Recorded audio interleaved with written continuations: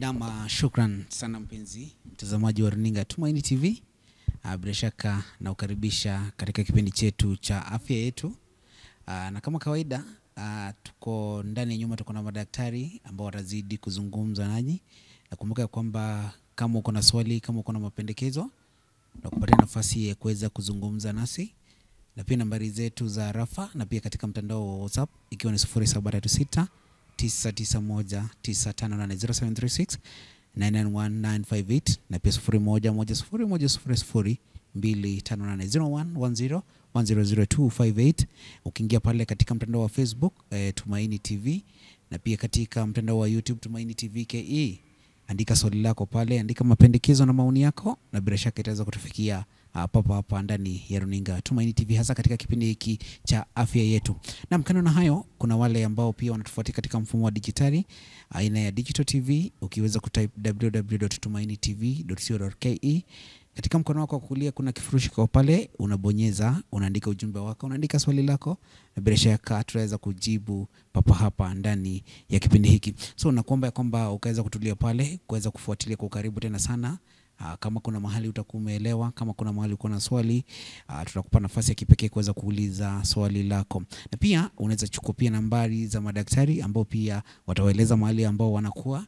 Ukitaka kuzungumza nao anytime unazungumza nao, na tutaweza kupatia namba zao za simu ili ukaweza kuwazungumzia. Lakini katika kipindi hiki tunataka kuzungumzia kuhusu utasa ambao kwa lugha ya Kimombo inatambulika kama infertility. So kama umekuwa ukifuatilia zile program ambazo zimeweza kuwa zimepita, utaweza kujua mahali kipindi hiki kilianza, ama mahali mada ya siku ya leo ilianza, hadi wakati katika sehemu hii wanaweza kutamatisha katika kipindi hiki. So nakaribisha tena sana. Kama uko na swali, kumbuka kwamba tumekupa na muda na pia nafasi ya kuweza kuzungumza nasi. Nakaribisha tena sana, lakini kabla hiyo niweze kuwapatia madaktari wetu nafasi waweze kujitambulisha, then kutoka hapo tuingie katika mada ya siku ya leo. Nadhani sasa tuanze kwako Collins.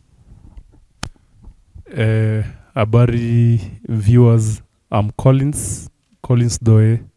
I'm the CEO and the founder of Nyaluk Foundation, and I also run a facility by the name Nyaluk Medical Clinic.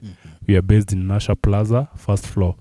And these inquiries, if you want to follow us up, you can get us through Nyaluk Foundation on all our social media platform, also www.nyalukfoundation.org. Na maswali zote unaweza tupata hapo hivyo, and all our contacts are also there, so ukienda huko hivyo utatupata huko. Naam, Doc, kabla uweze kuenda zaidi, huwa mnadili na nini hasa? Tulikuwa tunaongelelea mambo ya utasa, na hapo hivyo mwanzo I think for the last 2 sessions we've been talking about infertility.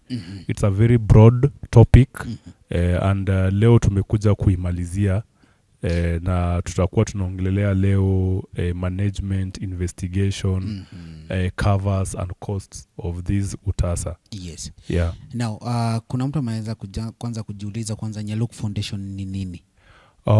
Nyaluk Foundation is a local NGO. We are based in Nasha Plaza. We deal with sexual reproductive health. That's why we are talking about matters sexuality. Also, we deal with matters mental health, environment and health. And currently, we are having a program with the secondary schools and primary schools. And you'll see us a lot in these schools where we are doing these talks, and apart from having these talks, we are planting trees with them, and also we are doing so many other activities in the schools just to bring up our youths and young adolescents well. So as we all know, information is power. So majorly that's what we are doing currently. Okay. Naam, tuingie kwa daktari mwingine sasa, mgeni wetu wa siku ya leo. Karibu. Asante sana. Naam. Tuambie jina lako na pia tuambie mahali umetoka, unadili na nini pia. Kwa majina nitakuwa basi kidogo, nitatumia Kiingereza kushinda Kiswahili, mtanielewa tu kwa leo. Kwa majina Dr. Kengo Salvan. I'm also the founder and the CEO of Vimeo CBO.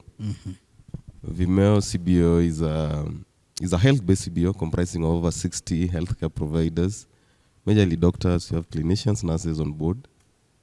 Our main aim as a CBO is generally to promote community health empowerment, whereby periodically we organize medical camps, we do health talks.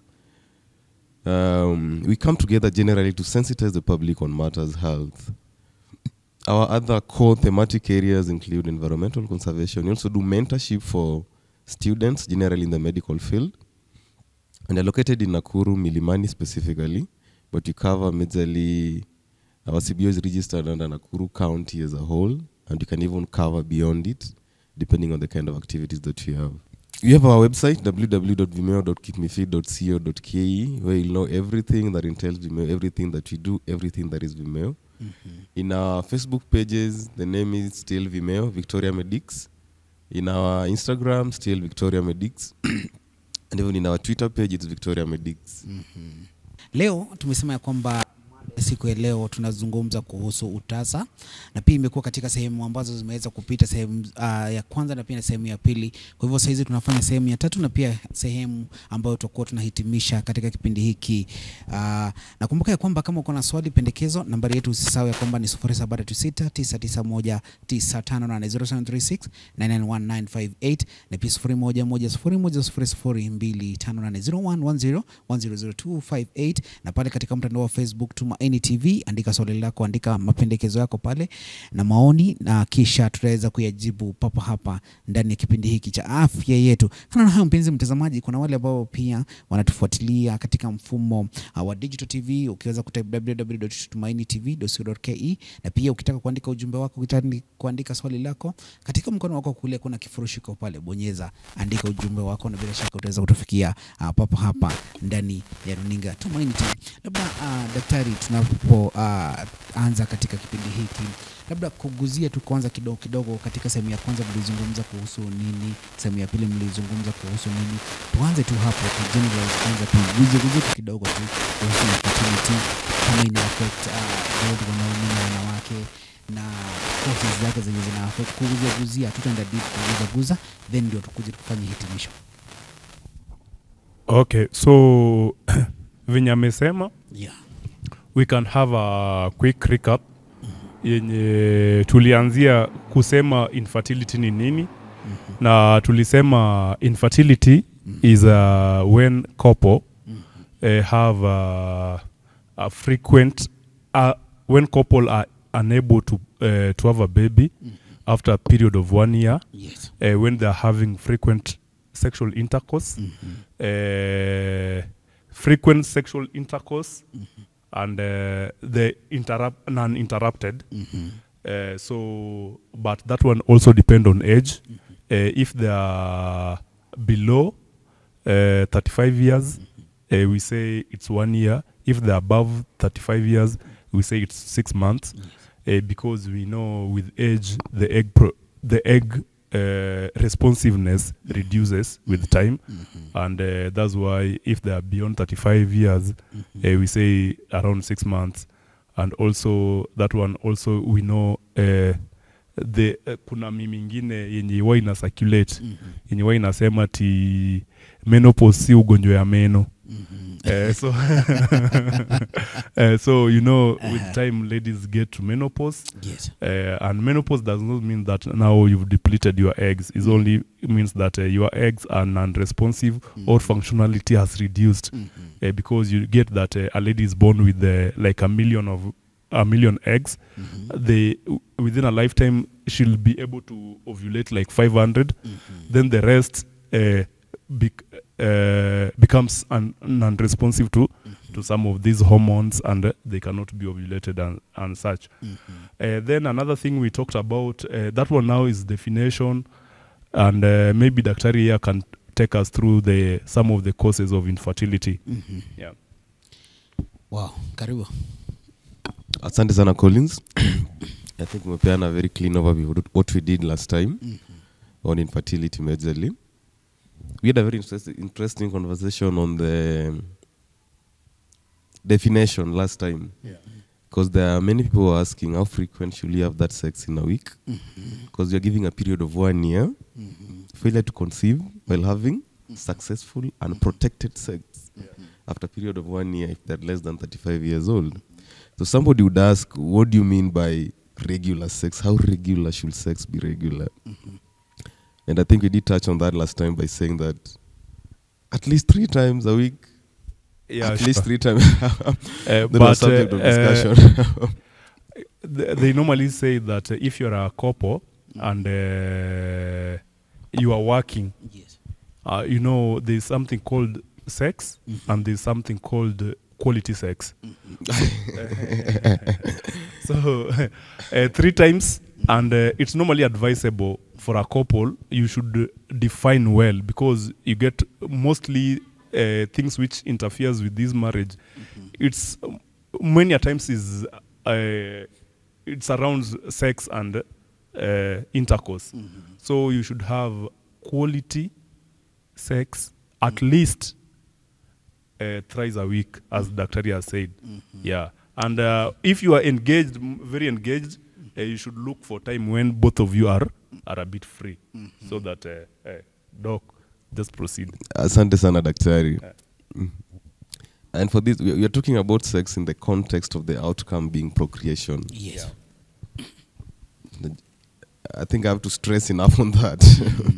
So on this quality sex peer, it's very important to look at the days when you're having this sex. You see, for the ladies, they have the menstruation cycles that runs 30 days in a week. Some of these days they're called safe days, and some of these days we have the fertile days.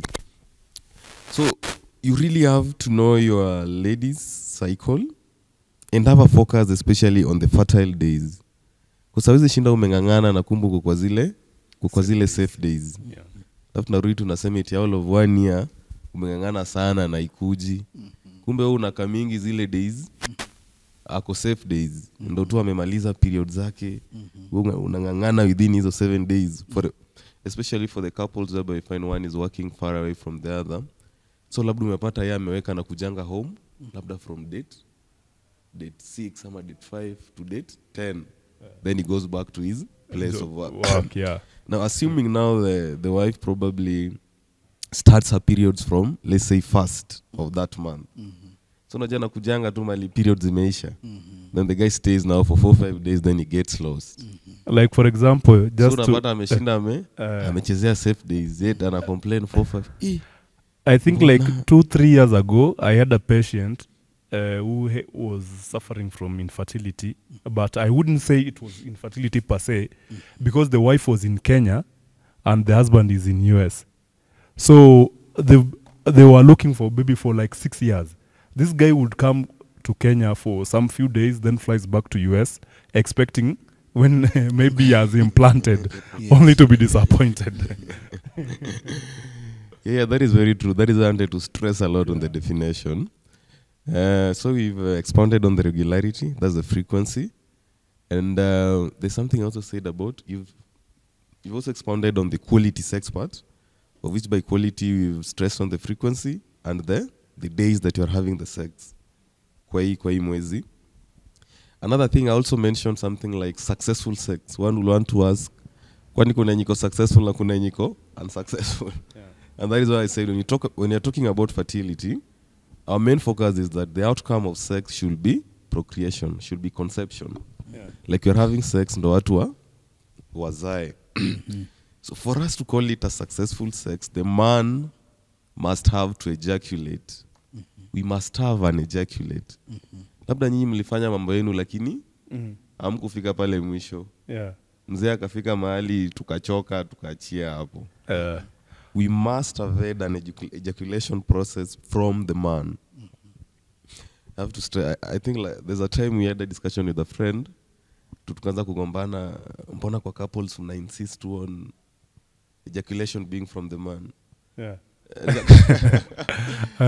Nikasema there are a lot of stuff to discuss really, but the truth is scientifically proven that for procreation, the ejaculation you're talking about, we are majorly it's from the man side. But even ladies' orgasm doesn't contribute. Whether doesn't contribute to I don't want to go to that line because Yeah. it's a very hot one. yeah Let's focus on the fertility. yeah Yeah, so from the definition, I need to expound on that. I think it's very important that our viewers get to know exactly what are we talking about and why these timelines. So when the frequencies, as we've mentioned, it's on those specific days, the fertile days, na imeendelea hivyo for over 1 year, and the lady is below 35 years of age, hapo sasa unafaa ukuje hospitali sasa useme we are experiencing a problem. We stress on the term we. By we I mean the couple, the lady and the man. Wakuje pamoja sasa hosi waseme ni kama tumekuwa na shida ya utasa. yeah Na nimestress sana kwa we cause iko shida mingi sana in our African setup due to our societal and cultural perspectives, where people always come to believe that shida ya utasa ikiwa timama ibu enda hospitali. Actually wazee will have that kind of entitlement. yeah Mbona miaka moja tujaona kitu, wewe mama enda hospitali uone daktari. No, it's we. Mama yeah. na baba kujeni hospitali. But many times, daktari, you get that, we are living in a society where women are so informed. And many times before that guy tells a woman that now you go to the hospital and get yourself checked, normally that lady has gone to the hospital and did all the test and knows that she's not the problem.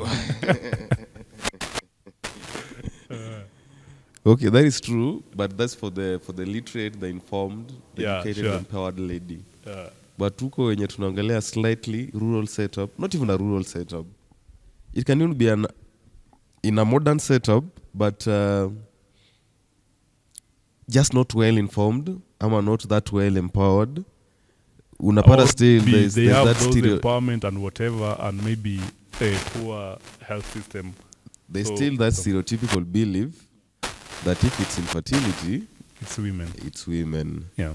Na hata even I've had some rare occasions whereby even for the informed men Yeah.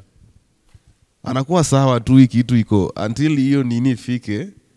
Unapata mzee a whole educated empowered man but ame bounce it back to ile ya mazee iwezi. Shida lazima ni kwetu kwa familia yetu hakujai kuwa na kitu kama hii. Kwa familia yetu hakuna history ya infertility. Yeah. These things, by the way, I don't think if, like for example, the other time I was having this well-educated man, I think he had a doctorate, and he was still holding on the belief that he was having issues with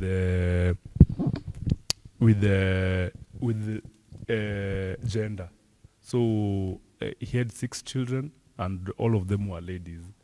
Then he believed that it's the lady who cannot give him a man. So he was all over asking how. But it's men who determines the gender. So I think it doesn't correlate well with the level of education. Some of these cultures are so inculcated in us that we always believe that issues with reproduction is the ladies who have these problems. Very true. In fact nimekuwa nakijiuliza hiyo swali. Yeah. What factor really determines the sex or gender in reproduction? A proven one. I think let me take on that. And I would like to clarify kwanza on here with starting with this statement. That the outcome of gender is a function of both the male and the female equally.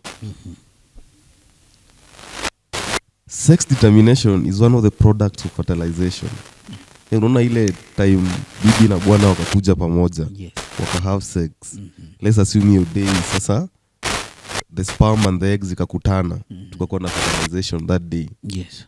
That is the exact point, that's the exact time where the sex is determined of this kid.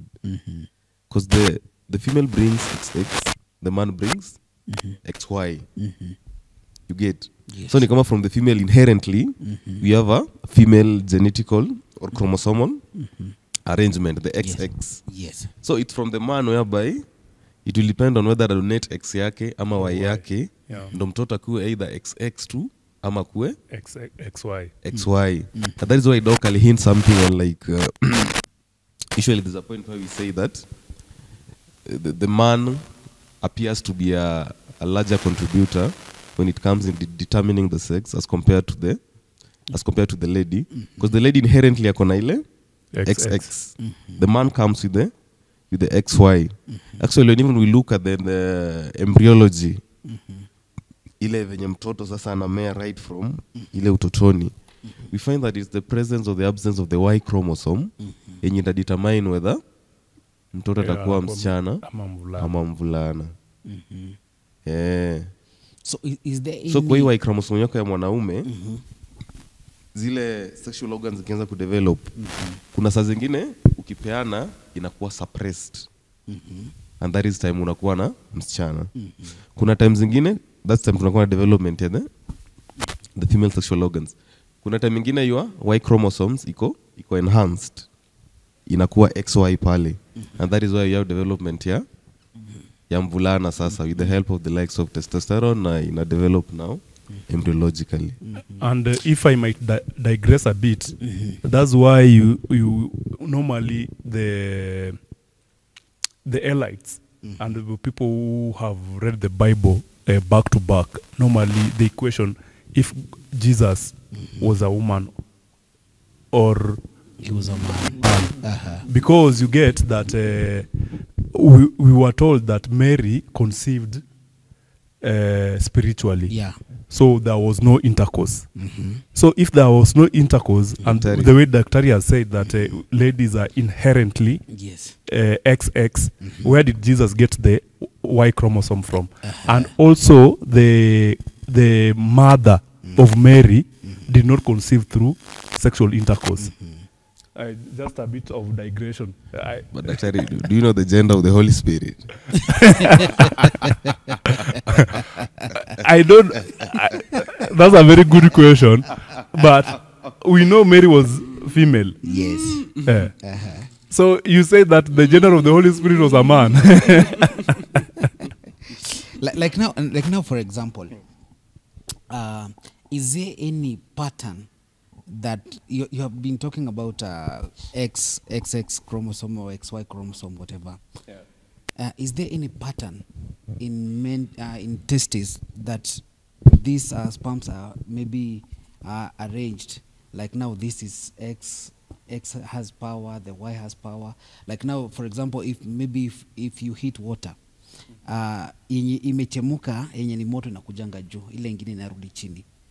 Kuna kuwa na kitu kama hiyo in a way? I don't think. Ama what happens? Ama zinatokanga tu hivyo random ziko tu? These are chromosomes. Yes. All of them have,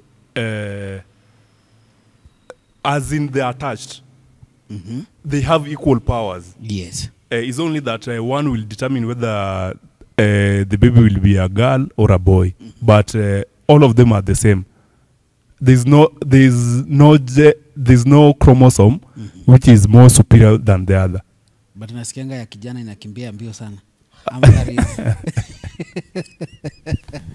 I think those are some of the myths and misconceptions that you have outside there. These are purely random process. In fact, tukiongelea the investigations that we do in determining now whether one is fertile or infertile, especially in the males, we look at those sperms. We look at the structure, we look at the morphology, we look at the amount. Motility. Actually, what unasemanga, men are very wasteful. Because mwanaume, by ejaculation, zile sperms ziko pale zinafaa kuwa almost over 15 million. At once. Kwani kidogo aje? Actually, ni 15 million per ml. Unajua ka umeweka drop ile kitu ya kufinyilia? Yes. Ka drop kamoja kanakuanga kama 1 ml. Unaona kwa ka 1 ml? Yes. Iko na around 15 million sperms. It should love that. Yes. So tunasemanga ile normal amount at least should be 15 ml, 15 million per that ml. But the total volume sperm unafaa ucheze around 30 to 40 million. Kumaanisha unafaa ucheze around niseme roughly 2 ml. Though they say 1.5 ml but 2 ml. Hizo drops mbili. Tap. So unaona kwa drop moja kadogo. Yes. Inafaa ikuwe hapo ndani na 15 million sperms. Na unaona kwa hizo 15 million sperms only one ata make it. Una imagine kuspend 15M ndo upate mtu mmoja. ama umeenda kutafuta mtu mali kuna watu 15 million wamekaa Yes. but ni Ngumu mtu sana. mmoja tu ana make it.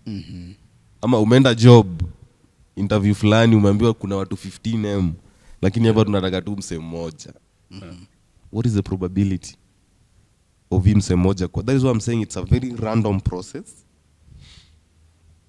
And hatuwezi sema eti kuna ile concentration it's GY inakimbia sana it's G. In fact kwa 15M wote each of them kila mtu akona XY yake tu hivyo XY yake. Hakuna mtu ako less qualified. Kila mtu anakaa na papers zake venye ziko mzima. But at the end of the day it's only One. mse mmoja mwenye ata make it. So normally they say sperms iko na XY chromosome in it. Kwa moja. Kwa moja. So kwa zile 50 million inakuwa intertwined. Yeah. Ama Kila mtu pale akona hizo qualification akona XY pale kwa ile acrosome yenye na contain sasa the chromosome you're talking about. now Na the funny part ni the moment hiyo moja inagonga ile egg. Automatically hao wengine wanakuwa blocked. now niko na maswali mbili in one kabla tutoke hapo. Now nilitaka lifespan of sperm in the female reproductive system inatake kuna mahali ulituambia kwamba unafaa if you're looking for a kid au unataka kuwa pregnant at least to have sex 2 to 3 times a week, sindio? Then lifespan ya sperm in the reproductive system, female reproductive system, and also management ya a healthy sperm, and also lifespan yake also in the testes inafaa ikuwe how long? Lifespan ya or you'll take it down. Yeah. So normally, Yes. when you just maybe to take us back a bit, the way Doc was saying about the ovarian cycle, like menses, the way they normally go. Yes. Normally, I think it's a topic which will come and cover also menstruation. Normally, it takes around 28 days, but it can come as low as 21 days up to 35 days. So you get that when a lady is going through her monthly periods, there's a time when in the middle of the cycle, if I can put it blankly, she'll come and ovulate.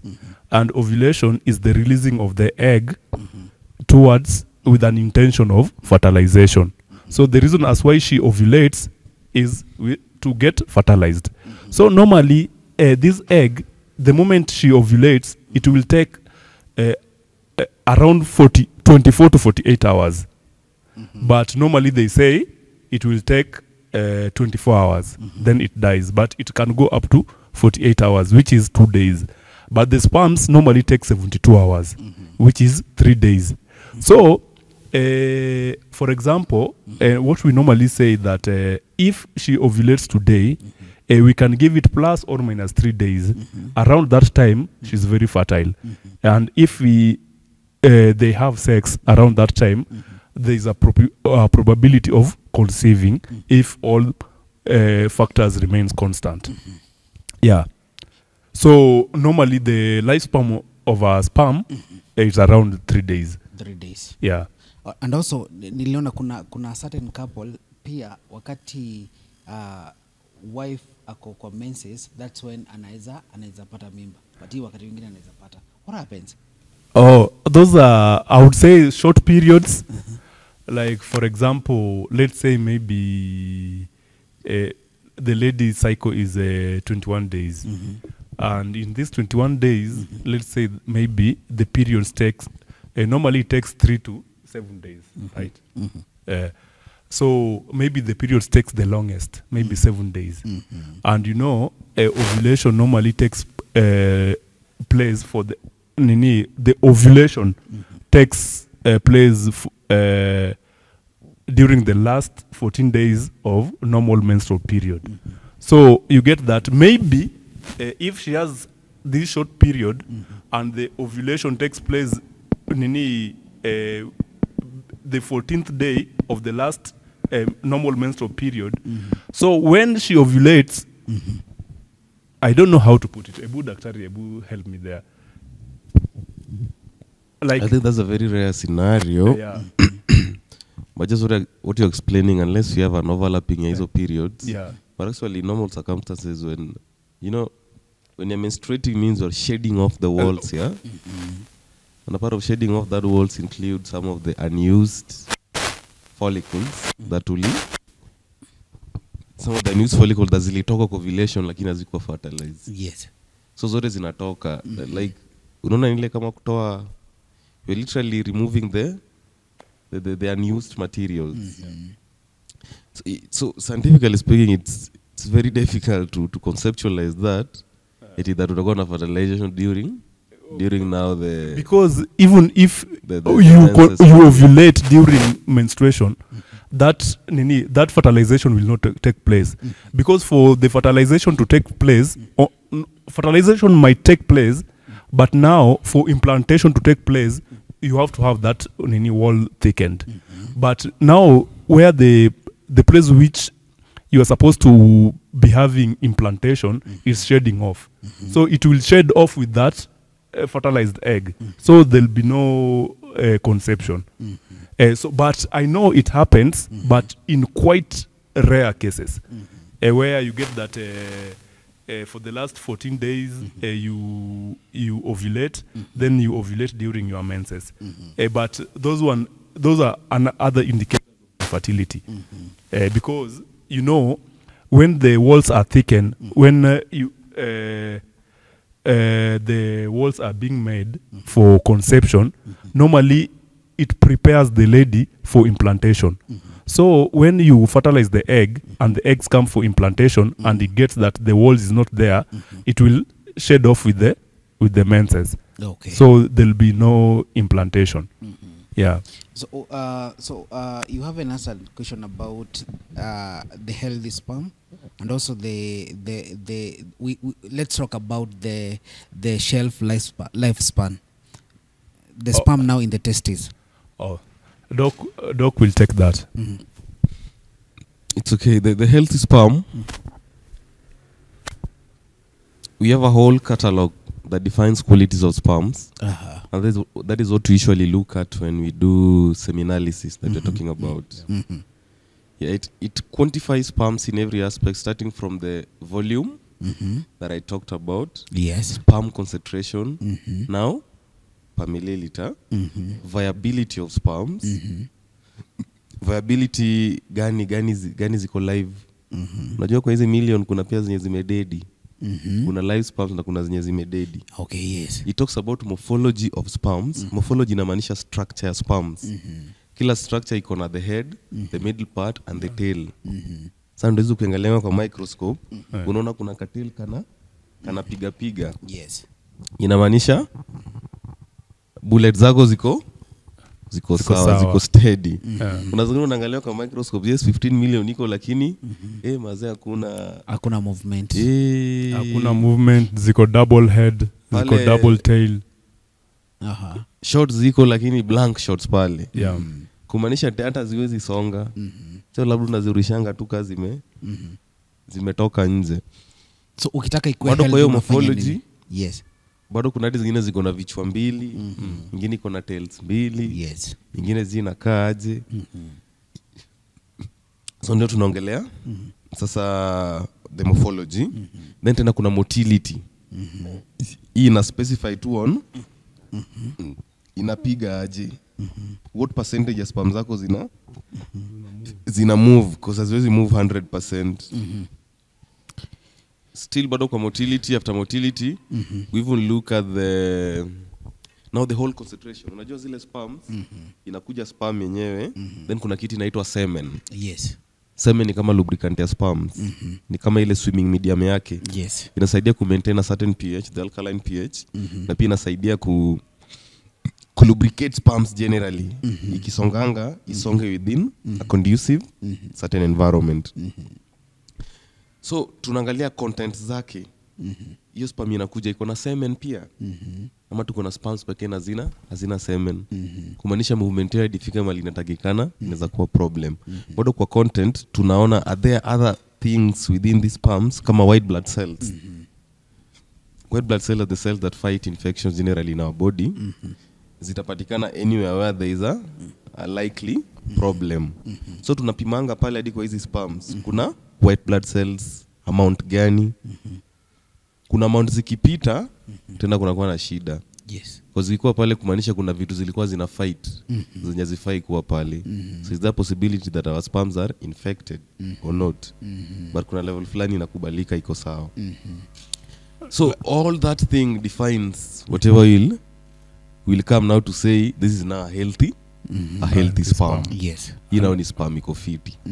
And also things like just to add on, maybe things that like fructose, the energy, which helps this sperm to move. Yeah. So ni nini huwa ina affect ndo unapata uko na healthy sperm, and how are you supposed to treat? Now this one I would say it takes us back to the causes that we talked about. Yeah. Hizo vitu zote tumongelea they're determined by an array of factors. First of all, tuliongelea the hormonal aspect last time. Whereby tuliongelea an axis yenye inatoka all the way from the brain going all the way to other endocrine organs. Na hiyo tuliongelea the hypothalamus, pituitary down to the, kama ni female, the endometrial ovarian axis. Yes. Na kama ni male, all the way to the testes sasa. So the master coordinator, the master endocrine organ yenye ina coordinate hizo vitu zote kwa akili. Hii ndio inaitwa the hypothalamus. Ile ndio ina release the first thing yenye ina stimulate hizo vitu zote. Ni from the brain ndio ikitoa hiyo kitu ndio tunakuwa na release ya sperms huku chini from the testes. Kwa females ndio tunakuwa na release ya hizo eggs now from the ovaries. It has to start from the brain. How is it connected? Now that is the endocrine pathway in the body. Yeah. It's connected that way automatically. These are some of the things that we say that the wonders of God, things are done so naturally and so nice in a way that all these things occur through the prove scientifically the communication now. Actually it's proven scientifically. Of course it's through the blood inasonga through your, like for example, your blood the way you are asking how they are connected, you know, these are hormones. Yes. And we have different organs which produce, we call them endocrine glands, which produce these hormones. And when they are released through the blood, yes, we have receptors of those hormones. If any organ doesn't have that receptor, yes, that hormone will not attach to that organ. So that's how they are connected. Okay. And for example, let's use something like insulin. Insulin, let's use something like glucose. Glucose affect almost all organ in your system because each and every organ in your system needs glucose. So it has each and every cell has got its receptor. And the other one, for example, which we are talking about, it has receptors like kitu yenye ina receive in specific organs. Yes. Like sasa now which we are saying the whole system, the way they are connected. So if the hormone is produced in the brain, it will go to let's say it will only attach to maybe, for example, to the ovaries, the testes and the like. So it's very specific to which organ it will attach to. Okay. Yeah. Wow, shukran sana mpenzi mtazamaji wa Runinga Tumaini TV. Natumai ya kwamba unafuatilia na pia unaweza kupata elimu kuhusu infertility ama mambo ya utasa. Tuende katika pumziko fupi dakika 2 dakika 3, tukirejea tunaingia katika sehemu ya pili ya kipindi chetu. Usiondoke maana tunarejea. Shukran.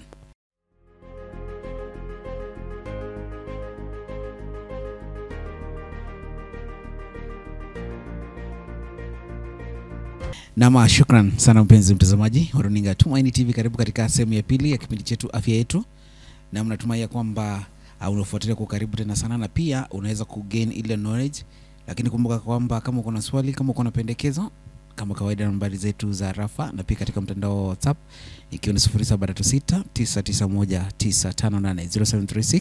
991 na pia 0110100258 na 0110100258 pale katika mtandao wa Facebook Tumaini TV. Andika swali lako, andika mapendekezo, na bila shaka tutafikia papa hapa ndani ya kipindi hiki cha afya yetu. Na pale katika mtandao wa YouTube pia Tumaini TV KE afya yetu. Wale wote ambao pia wanatazama live ndani ya Digital TV www.tumainitv.co.ke, kama uko na swali mapendekezo pia uliza swali lako. Katika mkono wako wa kulia kuna kifurushi kiko pale, bonyeza, andika ujumbe wako, bila shaka utaweza kutufikia ndani ya kipindi hiki cha afya yetu. Now kuna watu wengi sana pia wanajiuliza hili swali doc. Kuna mwingine anauliza kwamba what causes low libido, na mwingine pia anauliza ya kwamba can low libido cause infertility? Nani unataka anze? So yeyote anaweza anza. Tujue sasa. Nasema you've not yet arrived.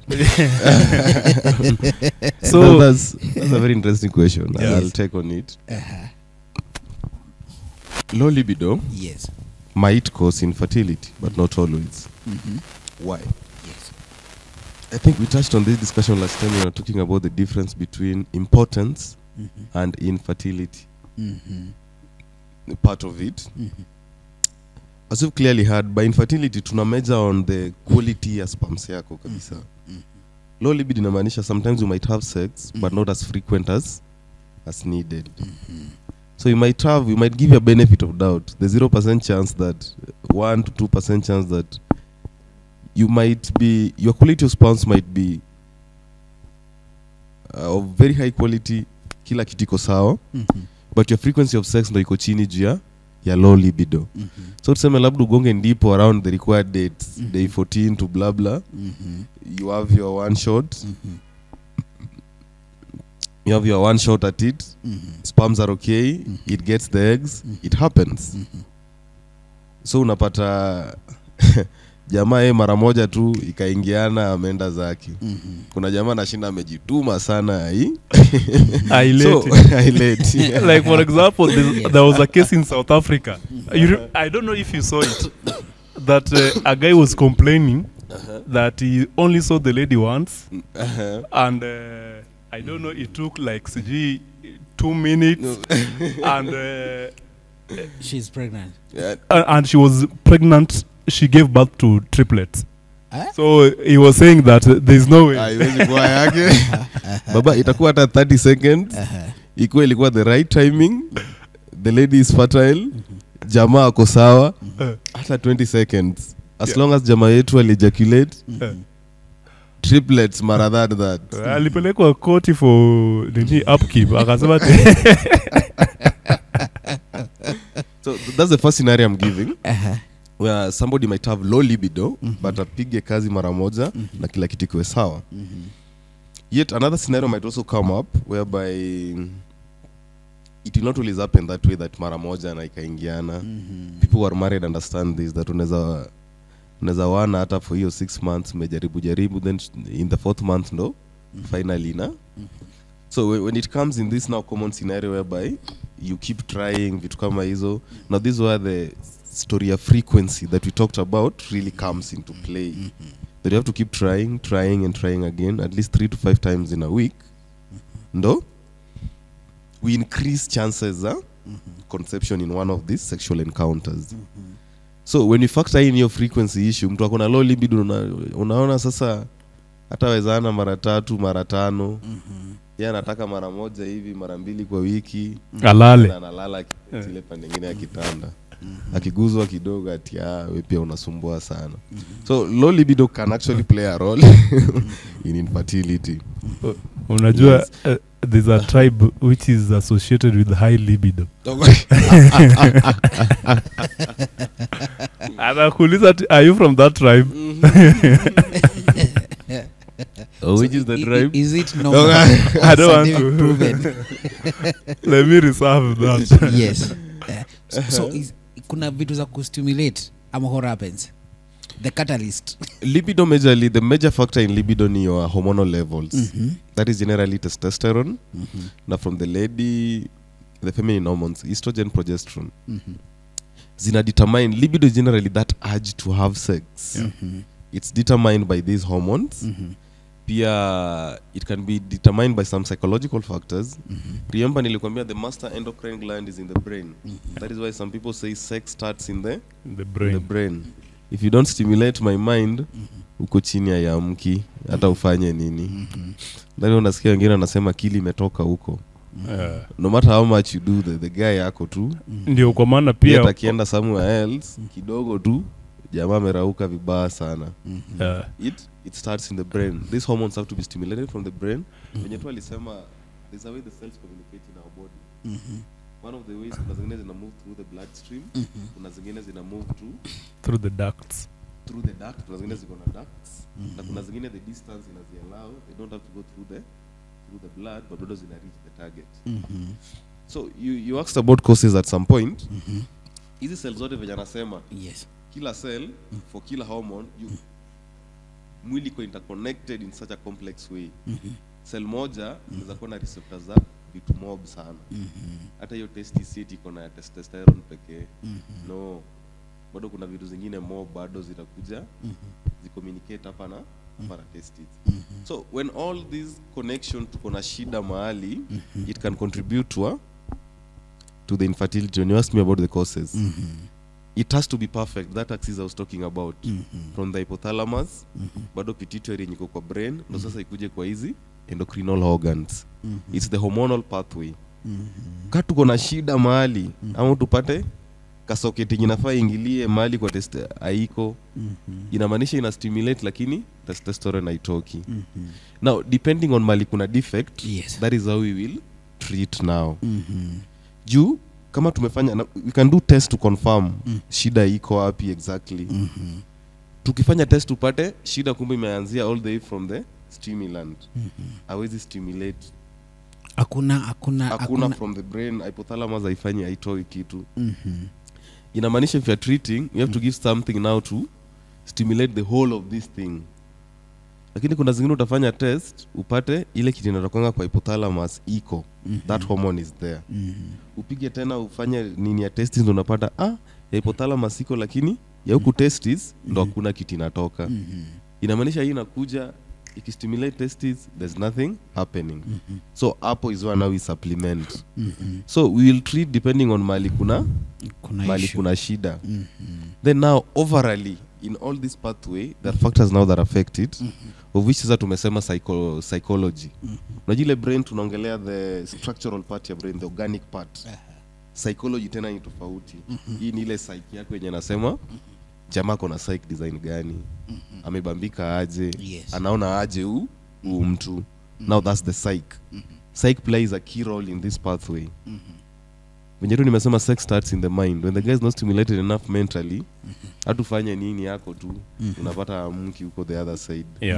Like for example, the way Doc is saying, you know, like nasema ati love is blind.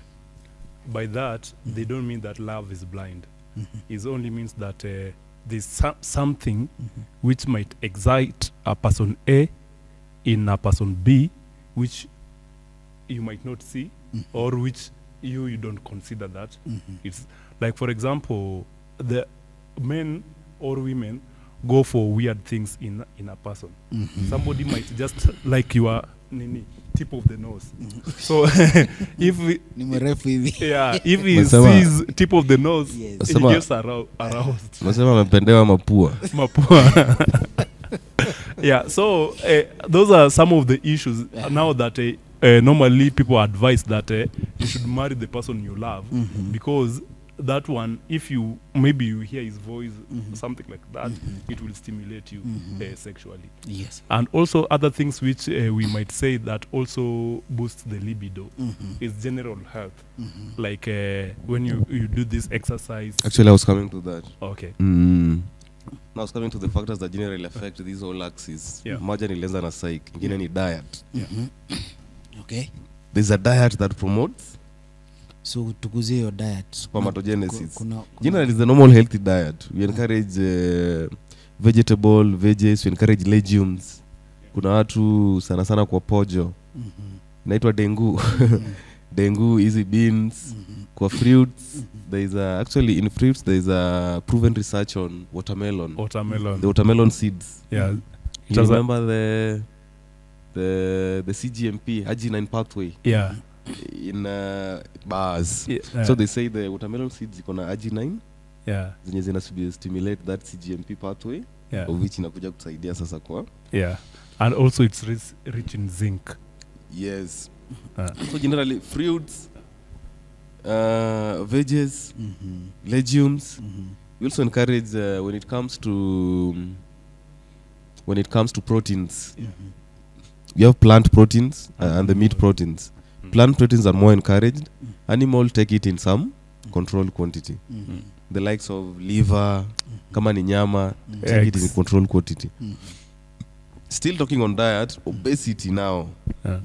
When how do you define obesity? Obesity is a function of your.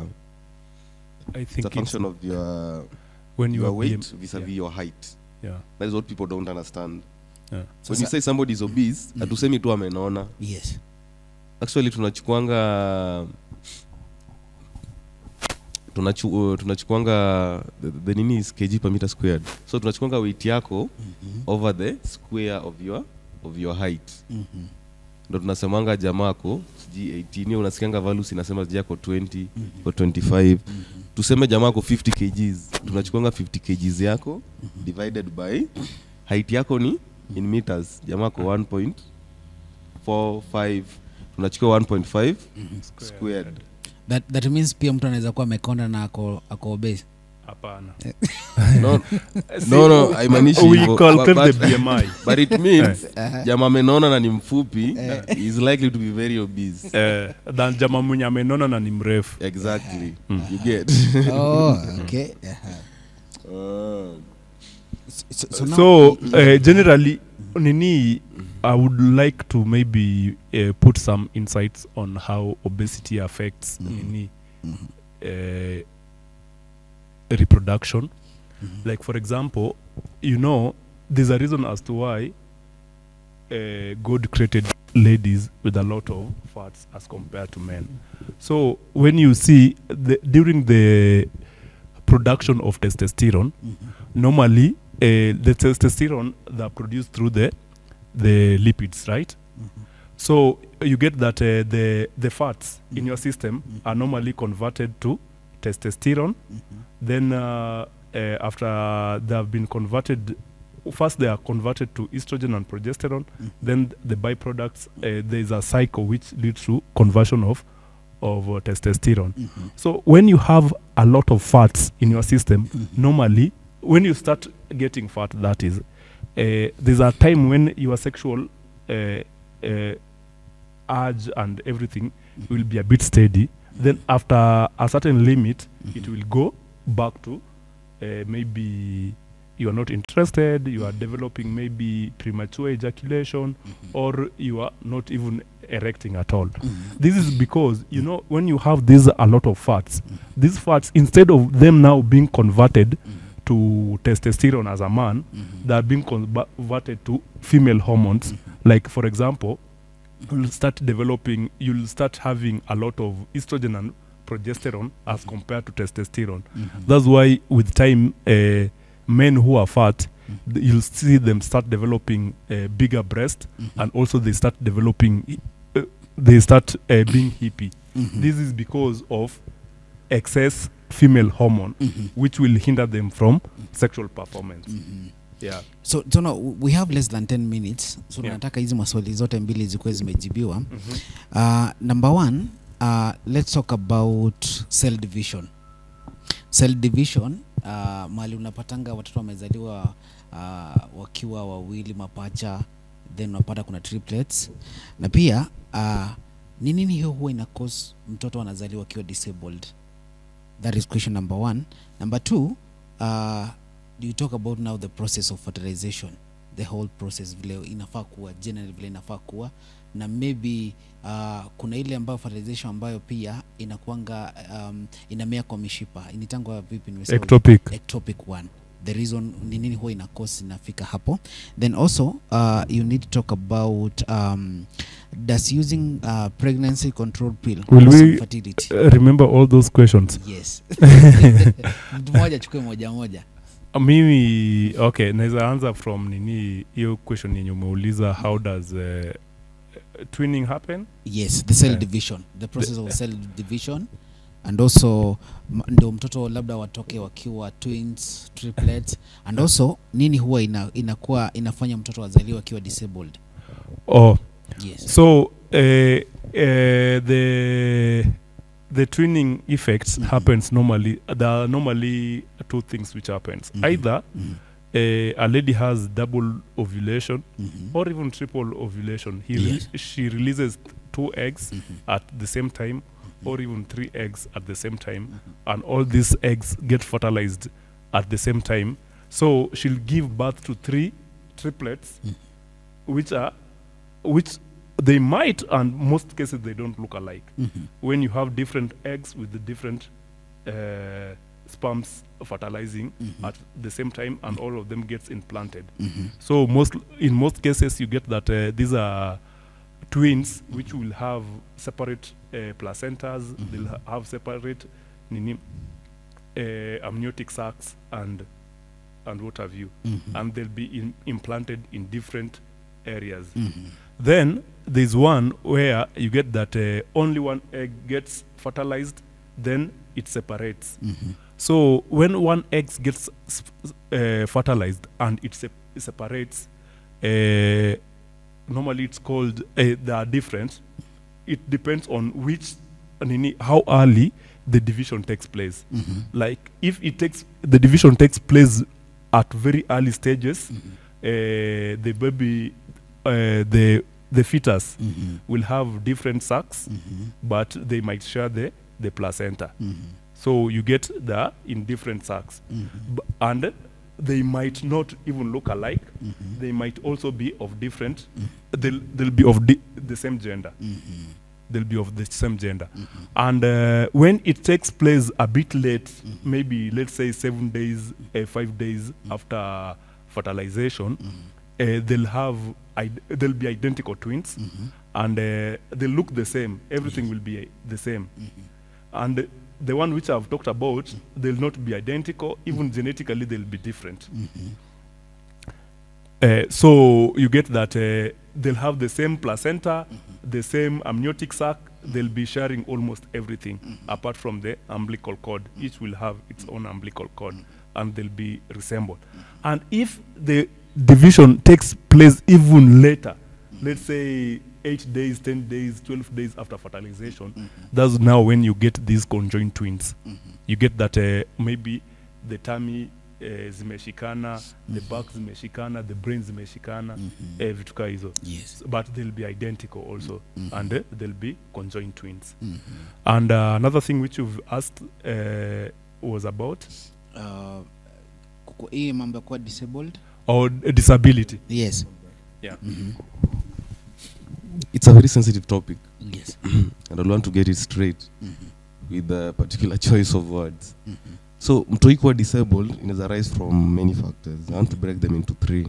Yes. Because usually when this happens, kila mzazi yako zile za nini ili happen. Kuna kujilaumu in the process, kuna psychological torture. Kama for example kesho, tomorrow Friday, we are having autism awareness campaign organized by Faraja Initiative and Trinity Chapel hapa Milimani. Yes. Generally for autistic kids, so wale watu wote wako na autism, caregivers wao, mapiro wao watakam pale. Vimeo also joined as partners, co-sponsors in that event. So this is a very sensitive topic because mtu anakaa kila mtu anajiuliza mbona. Kuna dish nyingine Naivasha juzi imekuwa madhea kadhaa kucheki mtoi akatoroka mbio, aliacha mtoto. Yeah, you're right. Uliona story kwa media? Ilikuwa kwa news, yes. So ni story na is affect family, it can break families actually. Na inaweza kuja na a lot of torture, na also iko na a lifetime impact.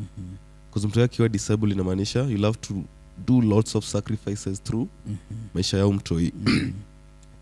What can cause mtoi kuwa disabled? One, a genetic accident. ni ajali. It's a genetic accident. I tell you, the way our maker, the way the Lord made the body is in such a perfect way that there are a lot of things happening, but they have to happen in a certain specific way, such that especially at the chromosomal level, kama kitu ilifaa kuattach hapa ikatach hapa, noma inatokea ngori. Ndio unapata vitu kama Down syndrome, tunasemanga trisomy 18. Chromosomes zinafaa kuwa 2, zikakuwa 3. Ngori imeset in. So kuna and there are no the first scenario is there are no specific things that can cause, it's an accident. Ni ajali imefanyika. So it is something that cannot be controlled. That is the first even cause medically during the pregnancy exactly process. That's the first cause. Hata tukipata medically ajali imefanyika, maze there's nothing we can do. What we can do kama ni mtu anaendanga clinic sana we'll just inform you that tumefanya scan, tumeona hii kuna accident imefanyika. And we ask you your opinion. Venye tu nimesema it's a lifetime thing, so tunakuuliza what do you want. Juu kama ule madhe badala toke mbio hivyo angekuwa anaendanga clinic, your first scan inafaa ifanyike when at least before 2 months, that first scan.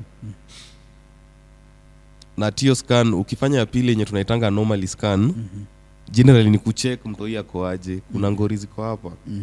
At that point, if somebody makes it clear that mimi nao kama mtoi yako hivyo, I'm not ready kubeba mtoi, there's a legal framework that allows us to terminate that pregnancy with the consent of the parents. Akasema hivyo ndo mtoi yako na kuna stuff tunaweza fanya, mimi mtoi sitabeba, mtoe tu. So the first cause is a genetic accident, ni ajali. When you realize there's nothing we can do, ikifanyika imefanyika hivyo. Yes. Mipango ya Mungu hatuwezi ingilia. The second cause, we say it's a multifactorial cause, yani a combination of factors that moja ina combine to bring us this. Under multifactorial causes bado kuna point ya genetics. Sasa kwa hii genetics ino tunaita heredity. Now imeinheritiwa. Inamaanisha kuna mtu kwa familia yenu mahali ambaye kuwa na hii issue iko within your chromosomes, vitu zili happen too perfectly, lakini ni kitu iko kwa familia yenu. Wacha niseme ni kitu iko kwa damu yenu. That is another second cause. Under genetics what we call heredity. Iko inherited. Yes. Na patterns of inheritance differs with each type of disease. Kama kina Downs, there is a way. Kitu kama sickle cell. Na there's a way you can even predict that kama na guka alikuwa nayo na umemari mtu wako na hivi, the chances that mtu wenu wawili ama mmoja out of wawili lazima atakuwa nayo. Hiyo ni inheritance. Bado kwa multifactorial, leo nimesema genetics, nikasema inherited. Kitu iko kwa, in layman terms wanasema kitu iko kwa damu yenu. Iko kwa lineage. Iko kwa lineage. Yes. Bado hapa kwa multifactorial tuko na environmental factors. Environmental factors now ni the external factors now that can cause you to have these things. First of it from environmental kuna toxins. What we call teratogens. Teratogens inamaanisha zile vitu mother kiwa na ball zikiingia ama zikifind their way into the bloodstream zinaweza ua mtoi ama zinaweza cause hizi malformations. Kama my study history kuna hii kitu ama hata Kenya tu kuna something to around Taveta ama Malindi, some factory ya siji lead. It's lead ama lead. What's the pronunciation? Lead. Some factory ya lead. Sema walikuja wakaanza kumain hapa. Sasa hii imegonga 10 years. Mama de wakienda mtoi wanazaa watoi, mkono zimeshikana, kuna mkono 6, kuna mkono 7. These are now the environmental factors that can cause hizi vitu ku happen. These toxins the like of lead, ama hata in some cases copper, kama zile bomu za World War. Yes. Ziki happen in some setup within a certain factor of years, utapata watu wanazaliwa in that region wako na hizo disabilities. Bado kwa toxins tuko na drugs. Unaona drugs watu wanameza. The specific drugs, for example, there's a certain drug known in history inaitwa thalidomide. Thalidomide ilikuwa inatumiwa kitambo. Anti-nausea. Yes, ilikuwa inatumiwa tu drug ya kuzuia kuvomit tu. But watu walikuwa naitumianga kitambo, they didn't know. Watu wote walikuwa wamemeza hiyo thalidomide. Walizaa watoi hawana fingers. Fingers ama unapata imeshikana. Limb anomalies generally. Ama mtoi ako na mguu moja mguu mwingine haiku imeform hivi haikuisha. There's this guy who normally gives these talks. Is I don't know from US or something. Alikuwa effect hiyo. Ana kona. Bas unapata mkona iko. Research ilifanyika patikana ilikuwa hiyo. There's one guy now from US who did that research and found out that it's that drug which they were taking, anti-nausea, which was leading to and the drug was withdrawn from the market. And that drug had to be stopped. Siku hizi haiko in circulation. Then kuna drugs zingine bado za kawaida tu kama mtu wako convulsive. Madhe ako na hiyo epilepsy wanaanguka chini. The drugs they use are very strong anticonvulsants. For example kitu kama valproate, inaitwa sodium valproate.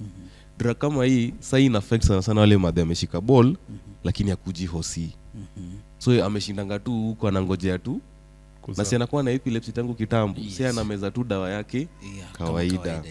Najua nafaa kuambia by the time umeshika ball mazee achana na hii dawa completely. Kuna dawa zingine za pressure very common. Something like ACI is enalapril. Very common drug. It's only 5 bob there. But mtu ajui yana mezanga tu ameshika ball bana anaendelea kumeza tu dawa yake.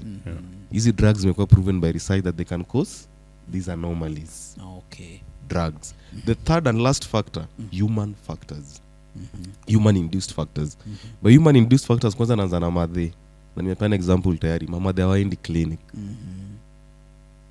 Kuna dawa na meza, kuna vitu zingine anatumia, lakini anangojea tangu apate bola aende tu clinic time amesikia labor pains. Labda diet yake iko mbaya, folic acid iko chini. Hajai kunywa IFAS. Madaendi clinic kama huyo, hii ni kitu labda ingavoidiwa na kupeana some supplements tu. Kila madakopriden anapeanga kitu inaitwa IFAS. Ni folic acid plus iron, at least i-boost damu yake, i-boost. Folic acid inasaidia kwa development ya mtoi. Hajaendea vitu kama hizo. Yes. Secondly, kwa human factors pale kwa delivery sasa, delivery room. Pia kuna ngori inaweza fanyika. Zile difficult labor. Mtoi alikuja pale labor tuseme around 7 PM. Lakini amekuwa delayed kabla azaliwe. Sitaki kusema prolonged labor because it's a different definition. But majorly you are talking about second stage of labor. By second stage namaanisha ukishikilia pale labor room tayari tunasikia kichwa ya mtoi. Alishaanza kudescend. Achana ile imekuwa prolonged au feel kuna ile mtoi alishaanza kudescend. Then akuamilia hapo sasa. Obstruction. Then akae hapo kitu kama 4 to 6 hours. Kuna ngori zinaweza fanyika hapo vibaya sana. Bado still under hii labor process, kuna wale wana break waters mapema. Wade wanasema ile in Kiswahili wanasema kuvunja break waters, ile lika inatoka. Kwa Kiswahili ni kuvunja maji ama what is the term? Ngumu kabisa. So kama hiyo unapata madhe amevunja maji huko home. Unajua kuvunja maji inamaanisha literally si mtu anakanga kwa sack. Yes. So akivunja maji iko open to the external environment in a leak. Umadha jaenda hosi. Usually ukivunja maji what you do in the hospital, we give you antibiotics to prevent any infection. Na tunaifanya mapema sana. Yes. So yeye amevunja maji amekaa tu huko home, amekaa tu infection ikaset in, ikaffect mtoi, hakuwa amefika term. By the time anafika OCSG 1 week later, mtoi yako infected, development imeshikana, unapata tunaza mtoto akona CP, cerebral palsy. So the whole story nimetaja vitu mingi sana, but you can agree that things that can be avoided and there are things that can't be avoided. Just to add on, maybe some yenye pia yenye daktari maybe might have forgotten is one, mostly infections. For example, if you have these sexually transmitted infections and you are not treated, something like syphilis, you'll get these malformations secondary to these infections. And also maybe if the mother, she didn't know or she knew and she's exposed to radiations, it can also cause this malformation which we are talking about. Now, I think we are short on time. So just to add something which is very important to our viewers, the next question would be how can we avoid these things where possible? So nimezidivide into two. Yeah. Kuna zile avoidable, kuna zile accident. Yeah. The accident, they are beyond our control. Wachane nayo. But zenye tunaweza avoid, umesikia kwa history yote, infections, toxins, nini, mama they tuendange clinic. The moment umesikia umeshika ball, as a couple, shika bibi yako from the very first day umejua, hata kama jini wiki 2 ama 3, endeni clinic. Most of these things you can be advised during clinic. Na hata kama hata ni zile accident, unaweza advise mapema uambiwe hiki tu iko. Sasa labda hata tuko 8 weeks. Kitu kama Down syndrome can be seen as early as na hiyo nuchal transport. Hiyo nuchal translucency is something they can see it as early as 8 weeks. Like for example, I was talking to a certain friend of mine from Netherlands. She was saying that in Netherlands, pediatric surgeons have no role because almost all cases, all deliveries are normal and there is no room for surgeries. And you get here, we get a lot of cases being taken to pediatric surgeons. It's all boils down to screening. Exactly. Yeah. Enda clinic screeniwe, upigwe scan. Enda screening venye unaambiwa, upewe zile madawa za supplement, umeze. Nada through kwenda clinic utadvisiwa in case of vitu kama nasema ya kubreak water mapema. Utambiwa in case hiyo kitu kama hiyo happen unakimbia OC teke. You'll be told about danger signs, what to look out for. Utambiwa danger signs zote, utambiwa what to do, what not to do. Yes, then finally tuzae OC pia. I think at this age man kaka kuna mtu anaza there's a very serious issue which is coming up which it's about Linda Mama and SHA, and I think the government is working around the clock to address it because you know with Linda Mama which was under NHIF, we had achieved so many like delivery, like 90%. I can say maybe 98% of all mothers were delivering in the hospitals. Now we've started seeing the trend of home deliveries. I think the earlier it's addressed, the better, because it all boils down to the cost and because you know with this I don't know what. I think the government is working around the clock to address it. And I was seeing the other day Moses Kuria was trying to skirt it around, which is not good. I think we need to address it instantly and immediately so that we have like 100% hospital delivery. The delivery which should happen at home ni zile za maybe mtoto ametoka tu na au kuko umepangia nini vitu ka hizo, but all mothers should be delivered in the hospital. Okay. That is a very important point. So chenye doka anasema ni there's the role ya gava pia.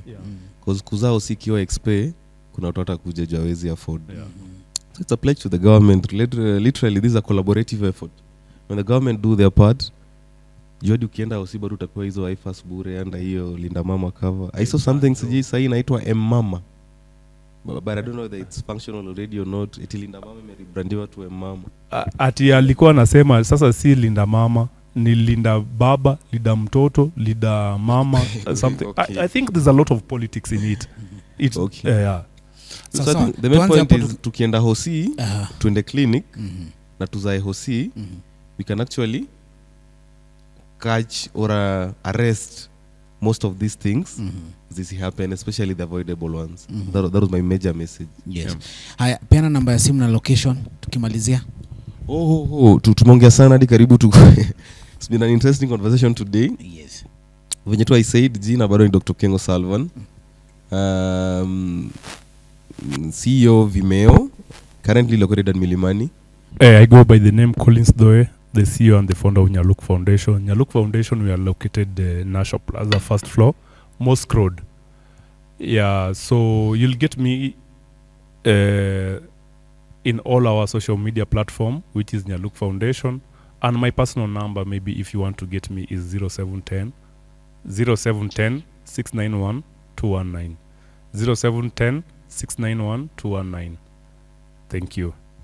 Okay, na kutoka kwangu sina la ziada ila kuaga na pia kushukuru wale wote ambao wamezidi kutuma maswali, wamezidi kutuma mapendekezo, wale ambao pia wametazama katika mitandao ya kijamii pale Facebook na YouTube, wale wametazama katika Digital TV. Mungu azidi kuwabariki hadi siku nyingine. Mungu awabariki sana, shukrani.